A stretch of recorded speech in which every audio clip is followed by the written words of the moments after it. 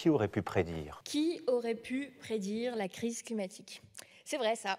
Qui aurait pu prédire les incendies, les inondations, les canicules, après des alertes dès les années 1970, 6 rapports du GIEC, 27 COP? Mais en écoutant notre président, finalement, on comprend mieux.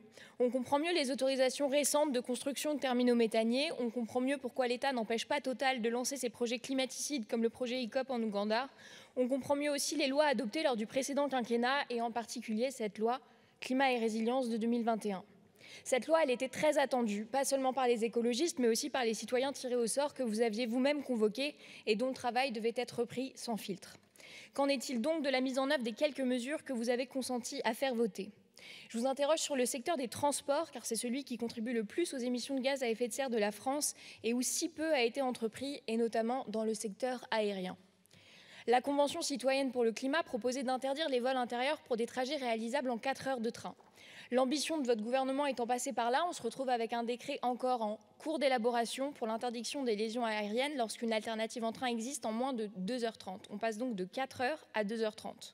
Donc, combien de temps vous faut-il et pourquoi n'êtes-vous pas allé au bout de l'ambition de la Convention citoyenne pour le climat? Sans compter qu'on apprend dans le rapport de l'application de la loi qu'une liaison comme Lyon-Marseille serait exclue du dispositif.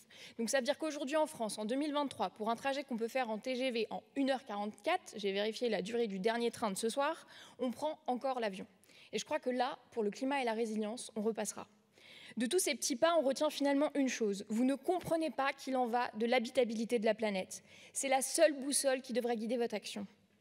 Dans cet hémicycle, avec ma collègue Marie Pochon, je fais partie de la génération qui vivra le plus longtemps avec les conséquences de votre inaction climatique. Imaginez les générations qui arrivent après nous. Quel avenir est-ce que vous pouvez nous promettre sans véritable planification écologique? Je vous remercie. Qui aurait pu prédire la vague d'inflation ainsi déclenchée, ou la crise climatique aux effets spectaculaires encore cet été dans notre pays?